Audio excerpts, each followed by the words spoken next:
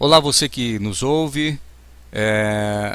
Eu quero falar a respeito de um tema que está nas Escrituras e já vou logo, não demorando muito, falando a respeito desse tema aqui, que é o livro, que é é uma parte das Escrituras escrita por esse autor, Hebreus capítulo 10. A gente não sabe qual é o autor desse livro, dessa carta aos Hebreus.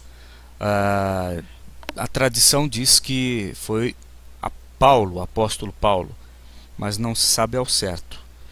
Então o autor desse livro escreve aos Hebreus e basicamente o assunto todo desse livro aqui fala a respeito da velha aliança e a nova aliança no Salvador Jesus Cristo.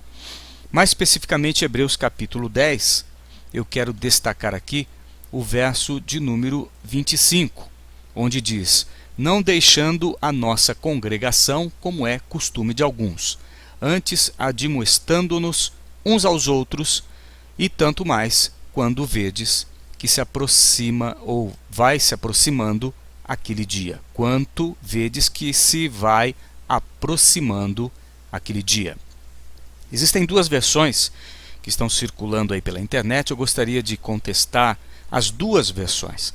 A primeira versão e o primeiro entendimento é de que esse não deixando a vossa congregação, como é costume de alguns, essa versão diz a respeito daquelas pessoas que deixam de ir no prédio da igreja, no prédio onde a igreja se reúne, na denominação. Então, a versão diz: olha, você não deve deixar de ir no prédio da igreja, onde as pessoas se reúnem. Essa é uma primeira versão. A segunda versão desse texto é a seguinte, de que você não pode deixar a congregação, se refere à congregação da graça e não da lei, como o escritor aí de Hebreus estava se referindo. Então alguns falam que a pessoa não pode deixar a congregação da graça, mas sim ficar congregando na graça que foi ensinada por intermédio do sacrifício do Salvador Jesus na cruz, onde ele inaugurou ali a nova aliança, o Novo Testamento. Então são essas duas versões. Não deixando a nossa congregação, no sentido de prédio, onde a igreja se reúne, e a outra versão, que esta congregação se refere à graça, não deixar a graça e voltar às velhas obras. Então, eu quero, para entender esse texto, obviamente você sabe disso, a gente tem que ler todo o contexto do que foi escrito aí na Escritura pelo autor de Hebreus no capítulo 10.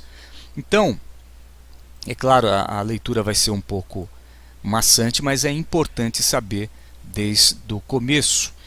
Então, no capítulo 10 do verso 1, ele começa dizendo assim: porque tendo a lei a sombra dos bens futuros, e não a imagem exata das coisas, nunca, pelos mesmos sacrifícios que continuamente se oferecem cada ano, pode aperfeiçoar o que a eles se chegam.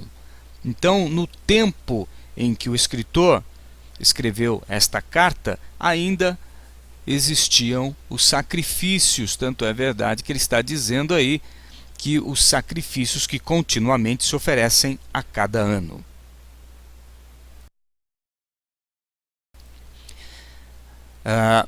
E ele está dizendo, obviamente, que a lei é sombra de tudo aquilo que viria com o Senhor Jesus, o Salvador Jesus.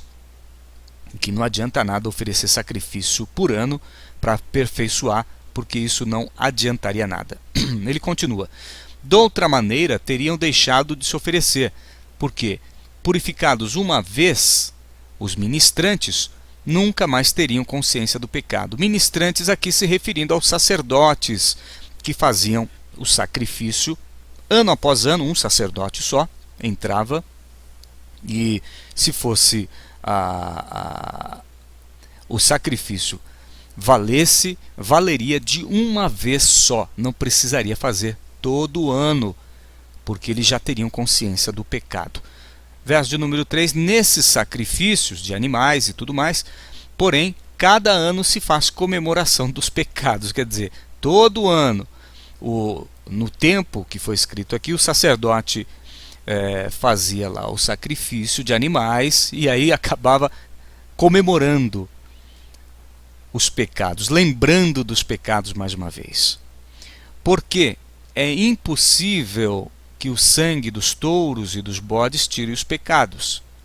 Por isso, entrando no mundo, diz: sacrifício e oferta não quiseste, mas corpo me preparaste. Entrando no mundo, obviamente falando do Salvador, entrando no mundo. Holocaustos e oblações pelo pecado não te agradaram. Então Deus não estava mais, o Eterno, não estava se agradando mais daqueles sacrifícios que continuamente eram feitos ano após ano no templo. Então disse: eis aqui venho. No princípio do livro está escrito de mim, para fazer, ó Deus, a tua vontade. Está se referindo aqui ao Salvador.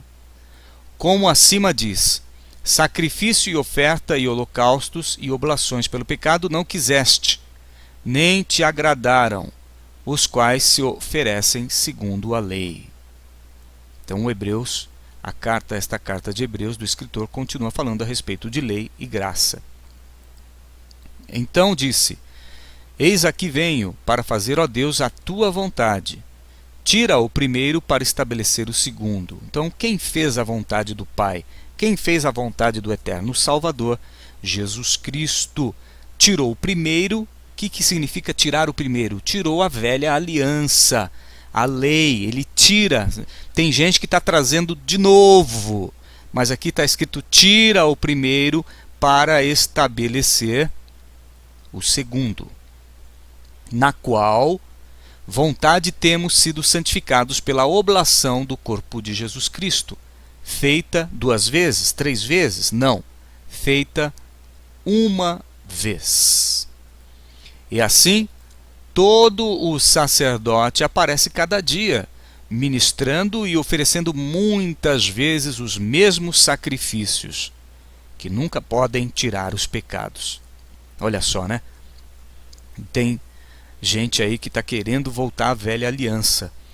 Já voltando à velha aliança, e aqui está claro nesse texto de Hebreus que o Salvador Jesus Cristo veio para estabelecer uma nova aliança no seu sangue.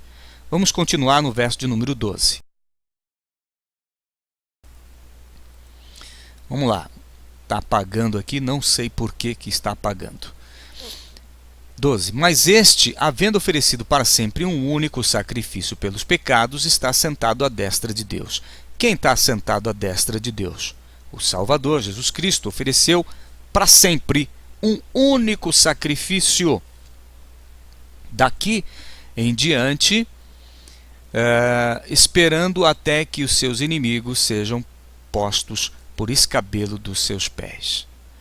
Porque uma só oblação aperfeiçoou para sempre os que são santificados. Vamos lá. E também o Espírito Santo nolo testifica, porque depois de haver dito: esta é a aliança que farei com eles depois daqueles dias, diz o Senhor. Porei as minhas leis em seus corações e as escreverei em seus entendimentos. Acrescenta, aqui é muito legal. Esse escreverei em seus entendimentos é o culto racional que Paulo se refere. Quando nós cultuamos a Deus num culto racional, não o culto irracional da velha aliança, mas agora o culto racional no entendimento da Escritura, no entendimento. Então, entendendo aquilo que Cristo fez a nosso favor. Vamos lá. E jamais lembrarei dos seus pecados e de suas iniquidades. Isso aqui é fantástico. Jamais me lembrarei dos seus pecados. Hoje em dia, eu já fiz isso, mas eu não conhecia a Escritura a fundo, essa revelação.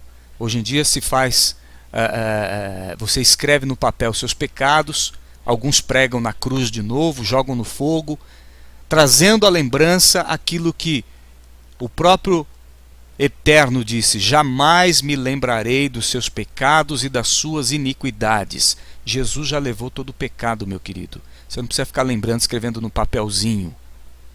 Vamos lá. Ora, onde há remissão destes, não há mais oblação pelo pecado. Já foi, não tem mais sangue derramado.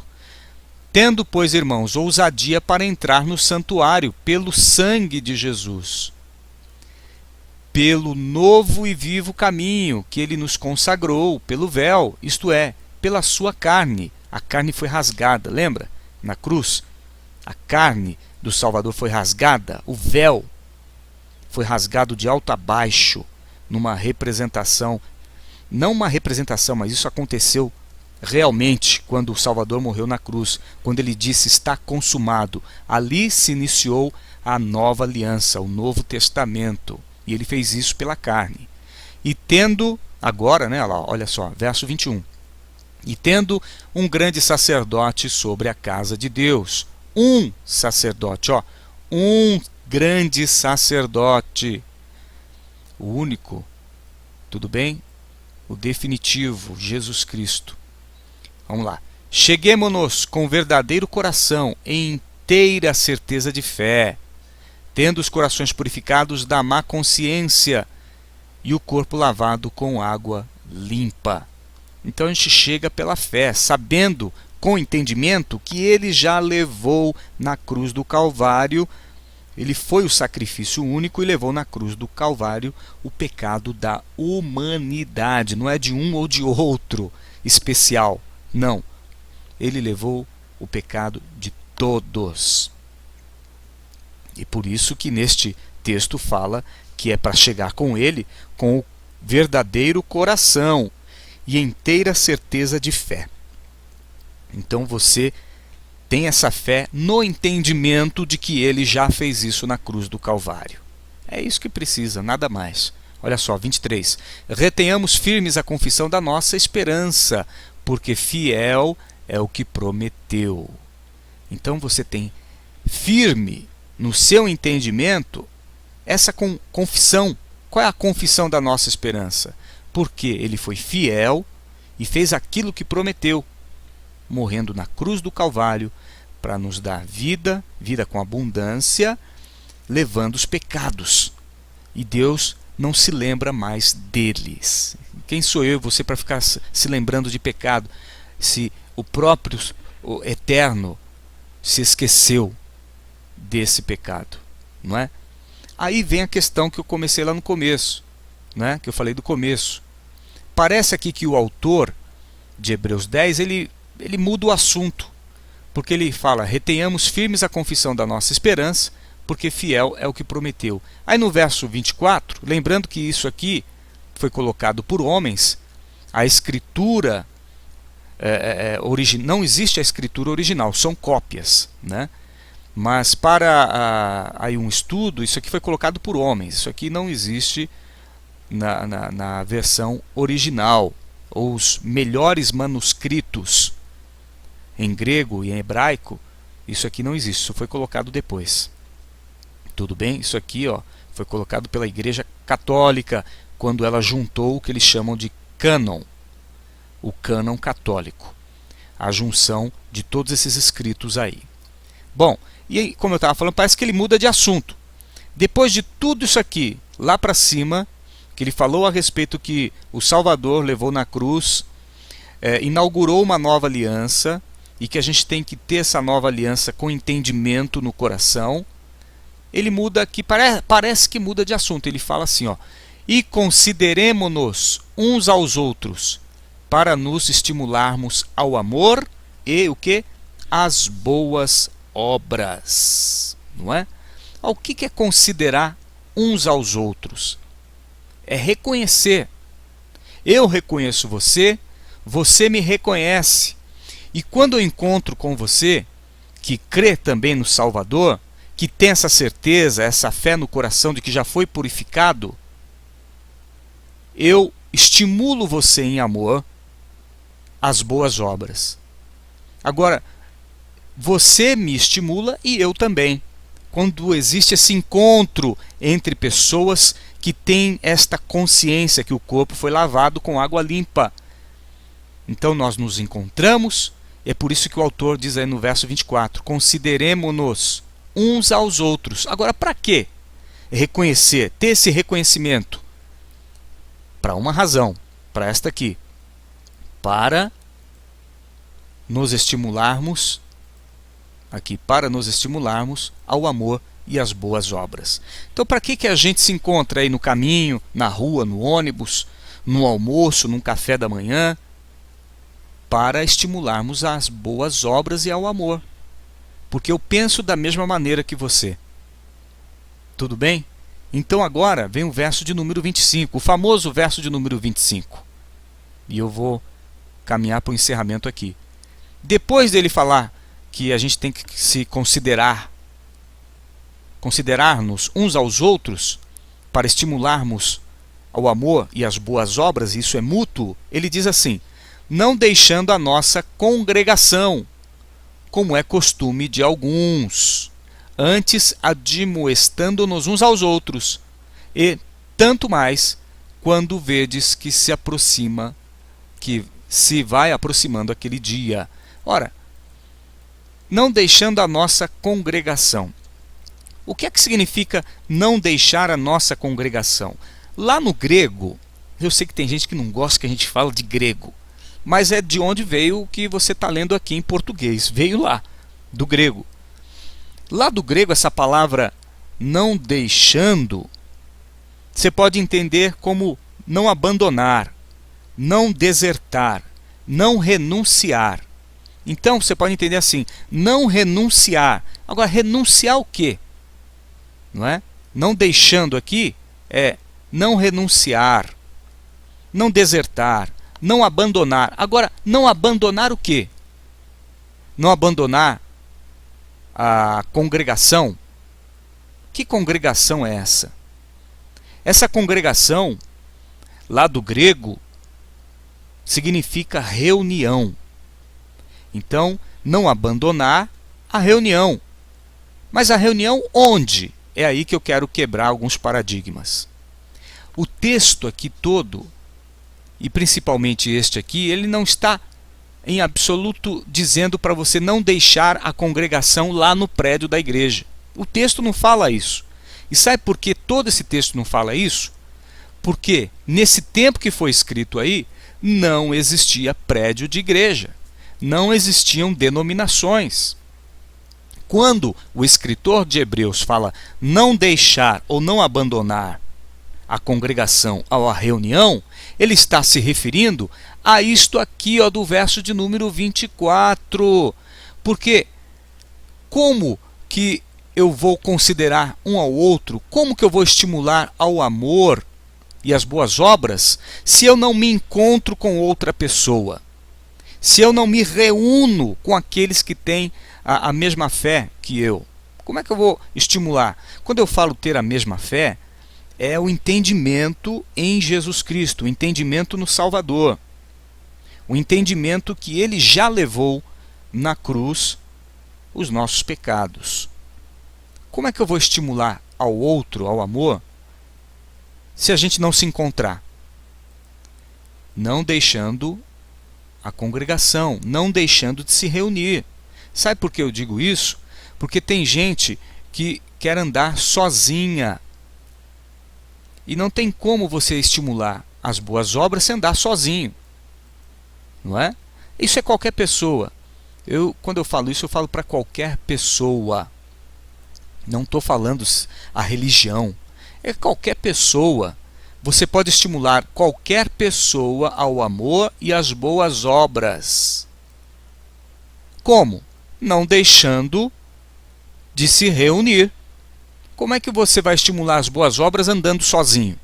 Não tem como. Agora, o que é que o escritor de Hebreus fala assim? Ó, como é costume de alguns. Então, nesse tempo aqui, serve para os dias de hoje também, é costume de alguns não se reunir, andar sozinho, e não estimular ao amor e às boas obras. antes admoestando uns aos outros. Como que eu vou admoestar uns aos outros se eu não andar com uma outra pessoa? Então, o texto todo aqui, e principalmente esse de número 25, falo com todo amor e carinho, não está querendo dizer para você tem que ir no prédio da denominação. Não existia prédio aqui, meu querido.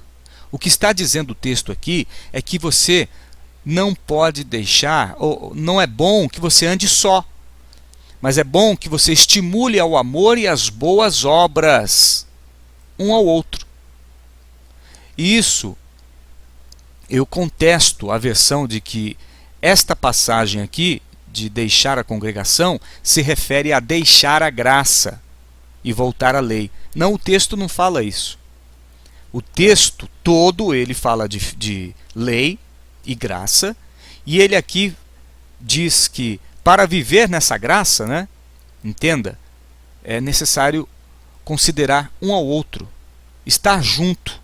Você pode estar junto na tua casa, você pode estar junto no trabalho, você pode estar junto debaixo da árvore, você pode estar junto em qualquer lugar, desde que você estimule ao amor e às boas obras um ao outro. Me entenderam? Então não significa não ir ao prédio da igreja ou prédio da denominação, como é costume de alguns, porque não existia nem denominação aqui, nem prédio. Mas existia o quê? O que existiu lá em Atos, quando eles se reuniam em qualquer lugar, nas orações, na comunhão, no partir do pão. Como existiu lá em Corinto, quando eles se reuniam para comer, para ceiar, para partilhar o pão. E nesse partilhamento do pão é que acontece o estímulo ao amor e às boas obras. Isso é em qualquer lugar. Então, para encerrar, o texto aqui, não deixando a nossa congregação, não se refere, não abandonando, não desertando, não renunciando à reunião, não se refere a prédio de igreja, mas se refere à ação mútua de um estimular ao outro em amor e boas obras. Por quê?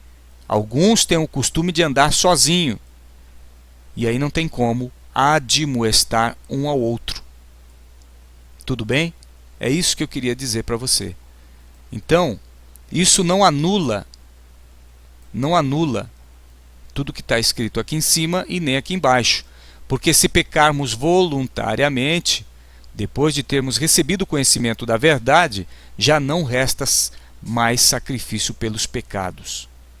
Você vê que ele volta ao assunto, mas uma certa expectação horrível de juízo e ardor de fogo que há de devorar os adversários.